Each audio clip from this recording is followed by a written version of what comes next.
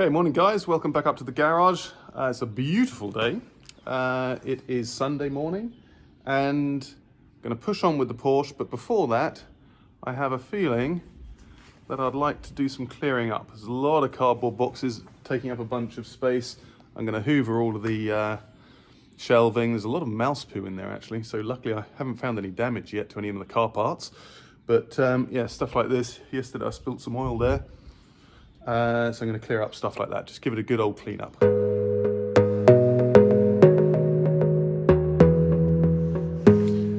Okay guys, so I just spent a little bit of time making a tool for the oil filter housing underneath the engine, because I'd already made one before but it had broken, so I just made another one. So basically it's a 75mm diameter hole, which is divided into 14 sections. And it didn't take that long, maybe half an hour to make. And it just meant that I didn't have to order one and wait for one. I will probably order one, but this works absolutely fine. So I put the new oil filter in with a new O-ring, oiled the O-ring a little bit. I also filled up the oil filter housing with oil as well. So because I've done that, I only need to put 8.5 litres of oil in there.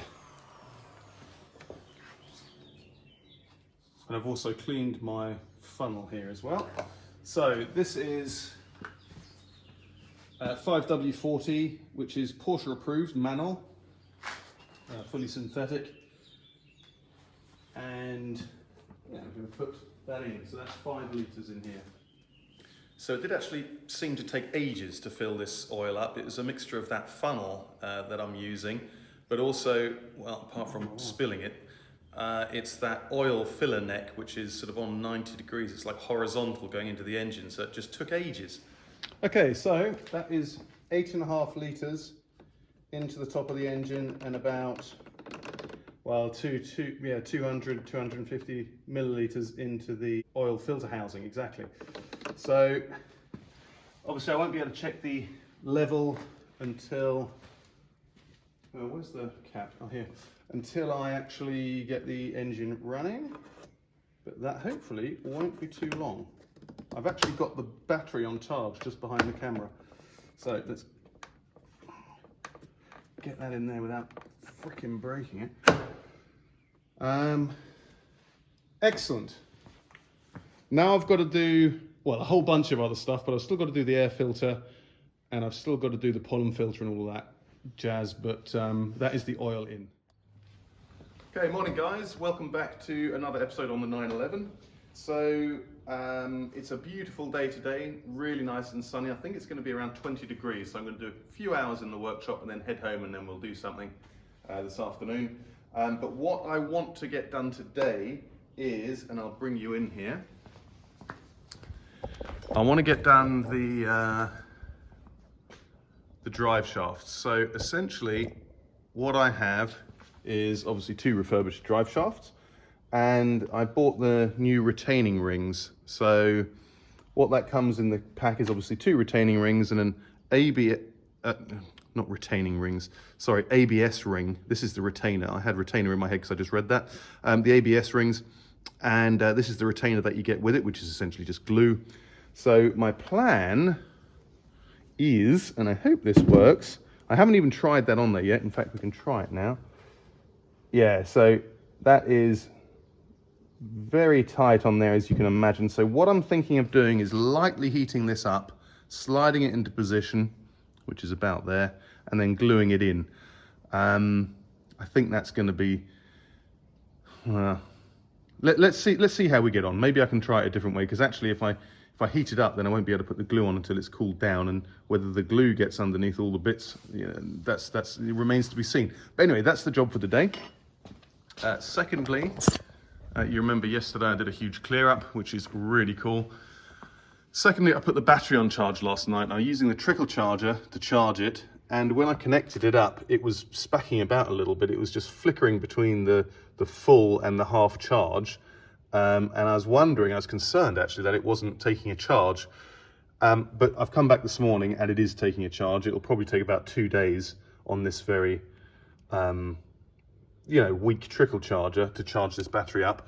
But I'm happy that's taking a charge because that cost me a fortune just before I took the car off the road. So this was about 200 and something euros, I think. It's an AGM battery, so it really made a massive difference in the starting of the car.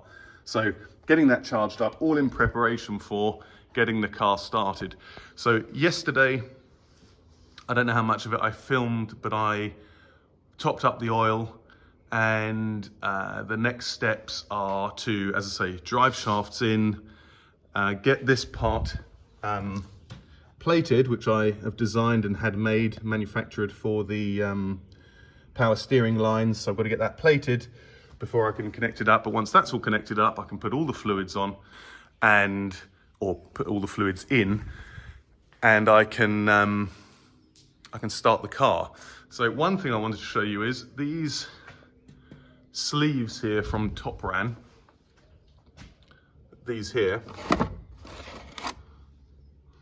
They seem good. What I like about them is that they're not hugely expensive, and they're also wider than the original Porsche ones. So I was always concerned with this right-hand muffler here.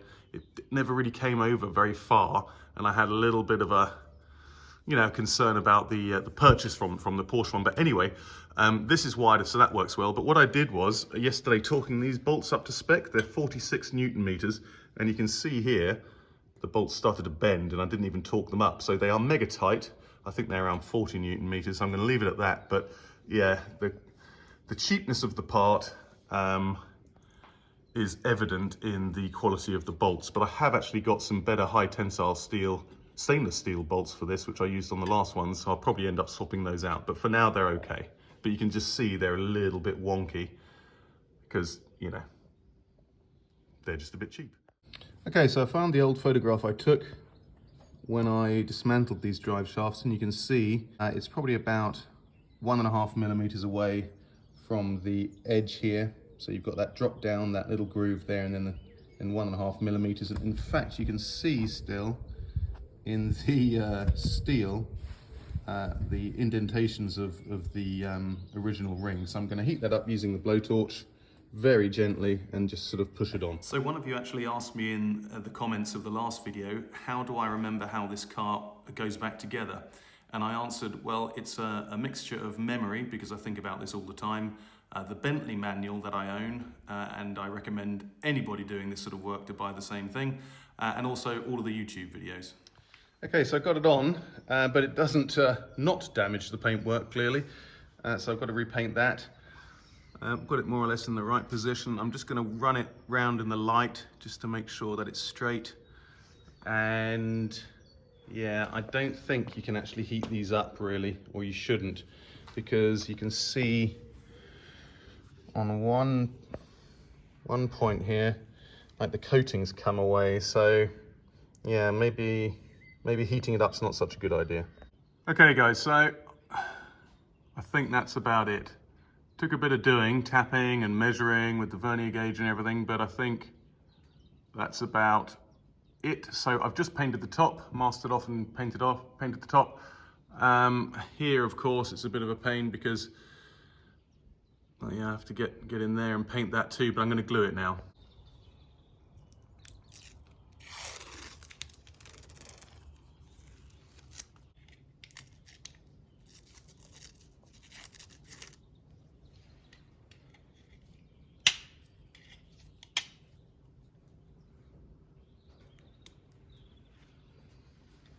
Okay, so I'm just going to use the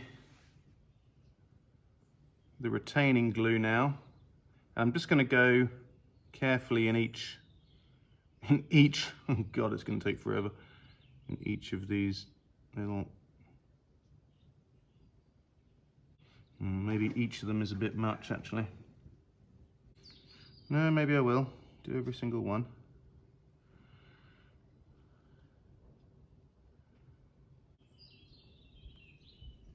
Okay, so that is glue in each of the holes.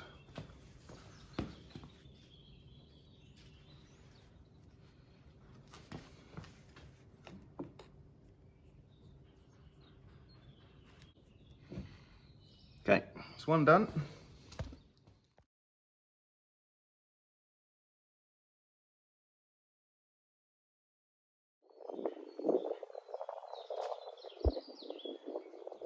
Okay, so while I'm waiting for the drive shafts to dry, I've just taken off the brake caliper from this side, so it looks very cool, I must admit, but they come off complete. And what I'm going to do is I'm going to put the splash guards or the stone guards onto the wheel hubs. Okay, so I've got to disassemble this to put the drive shaft in. So I've got to take the disc brake off. I've got to disconnect the wheel carrier from the drop link up, from the suspension, I mean, and then I can put the drive shaft in, put everything back together, torque everything up. So that's what I'm going to do now. So you may remember, actually, this is the job that started the entire restoration all those years ago. I think I had to deal with some kind of an alignment issue on the rear wheel right-hand side hub, so I removed it. But on removing it, I discovered that the brake lines were dangerously rusty, even the one that went over the engine, so therefore the engine and gearbox had to come out and the entire restoration began. Okay, so I've made way for the drive shaft now, which is drying out on the Land Rover bonnet. In fact, it's dry now because it's been out there for a couple of hours. So as I said I'd do, I moved the hub out of the way, and I'm just going to clean up that face in there, retap the bolts, or the threads I should say, and then fit the drive shaft. Okay.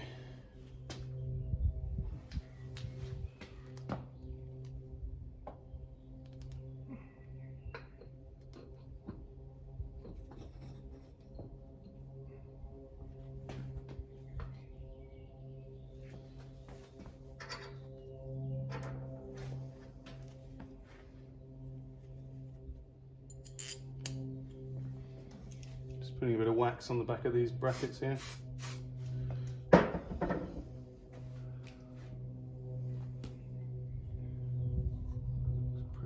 Up.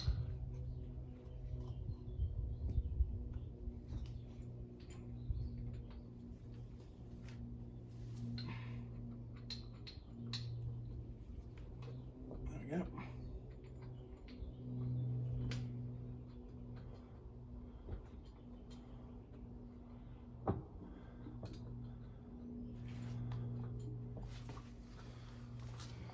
Okay, that is one bolt in. So you'll notice by the end of this video that I don't actually torque up the bolts to the drive shaft flange to the gearbox, but don't worry, I haven't forgotten. I do it in another video. Okay, that's the second one. So I'm going to put it on time lapse now when I do the reassembly.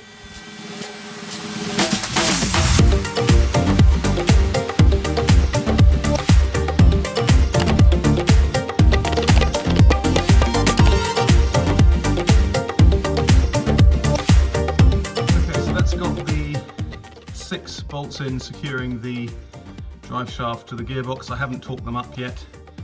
I'll do that right at the end.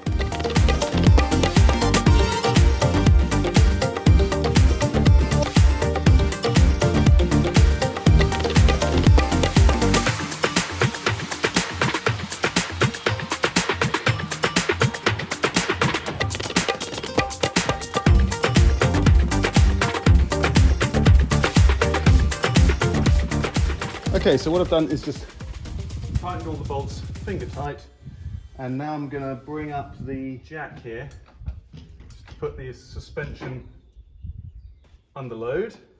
That's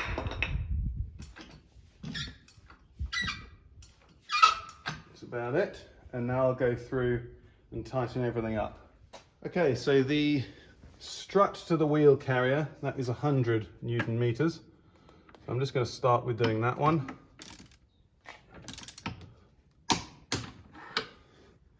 So putting a mark on the ones that I've done.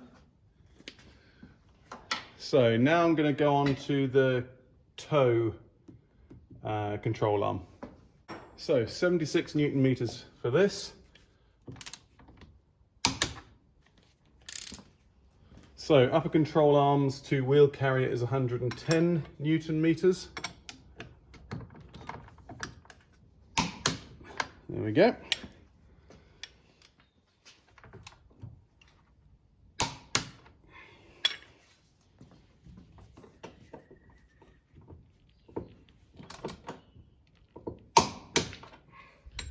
Okay, so this is the diagonal control arm, and it's got two different torque settings.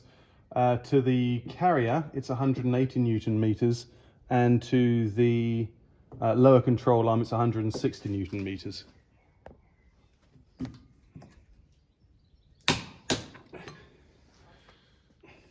So actually, to get this 21mm spanner at the top here, I've removed this bracket here, which you can see was here. I did it the same on the other side, and it just makes it really easy to get that that spanner in there then. So yeah, not the easiest of the ones to do.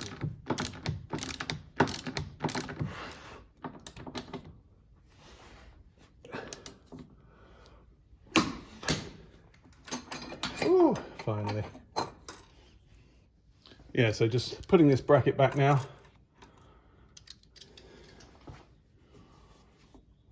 (180 Newton meters). That's actually quite difficult to. No, I won't say that. It makes me sound unmanly. It was really easy. Really easy to do 100 Newton meters. I think I've got like something like 300 or 400 on the hub nut here. So I think this one here is, where is it? Yeah, 10 Newton meters for these little chaps. There we go. Okay, so control arms at the top are done. Trailing arm here is done. Under here is done. 75 Newton meters, 100 Newton meters, 110, 180, 160, and whatever that was. I said that earlier in the video. But so what I've got to do is I've got to torque up those in there. But I can't do that until I can stop this from turning, because as soon as you try and turn those bolts up, this turns. Okay, so I'm going to take the pressure off of the suspension now. I think. Am I going to do that?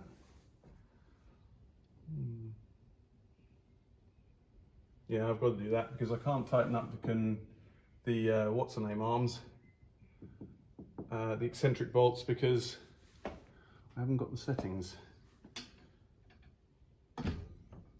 There we go.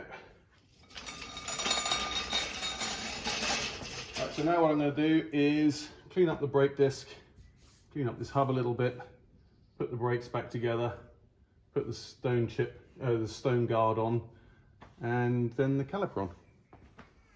Please do let me know in the comments if any of you think I might have jacked up that suspension too far before torquing up all of those dog bones. 10 Newton meters for the stone guard.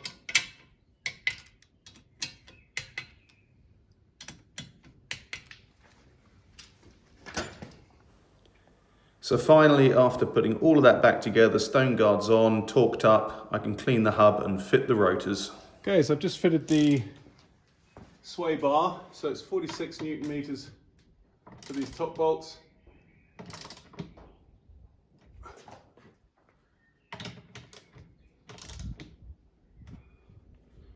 Which feels way too tight, actually.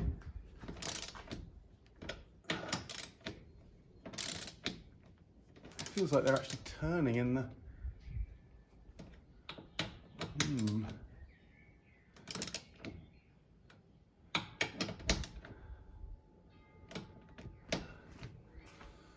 That doesn't fill me with confidence, to be honest.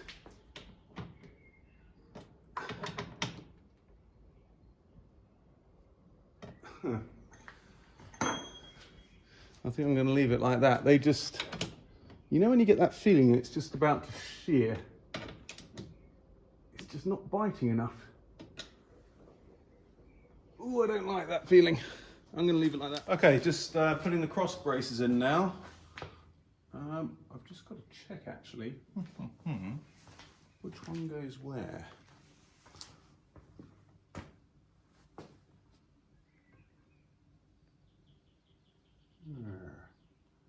Yeah, yeah, that one goes that way around. Yes. Oh no, that's not going to work, is it? Not going to fit. Ah, bums. I need to support the car differently. Okay, so I just had to lower the car down onto the axle stands because obviously these bolts here, or these bolts here, if you can see, are behind the or underneath the lift stand. So just did that. These are 65 Newton meters. I went to put these in, but realised that there was a lot of crud in the thread here, so I tapped these. These are 1.5, so M10. Hang on, M12 by 1.5. So these are M12 by 1.5, and loads of stuff came out. So yeah, so I've tapped those. They're all good. So these are 110 Newton meters.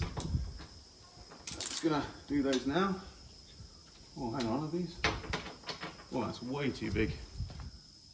There we go. Fantastic.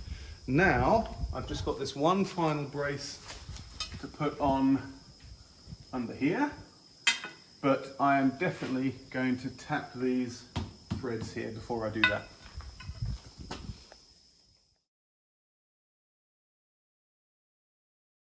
So yeah, it's just the same on that thread as well. It's just so much crud in there. It's from the shot blasting that I had done, and yeah, you can see it really is just caked up in there. So really pleased I did that. So I just tapped those threads, and again, loads of stuff came out, as you just saw. And the thread on these are also, they're M10 by 1.5, and these are a 15mm socket for these bolts here. So cross member going in, final cross member going in on the rear. I've got to check what the torque wrench setting is on this.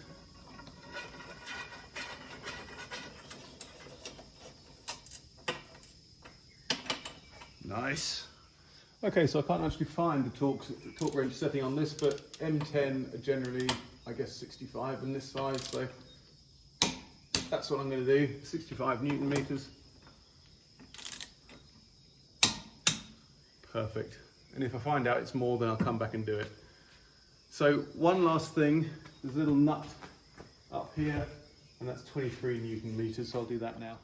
So yeah, that one there on the cross brace is 23 Newton meters. So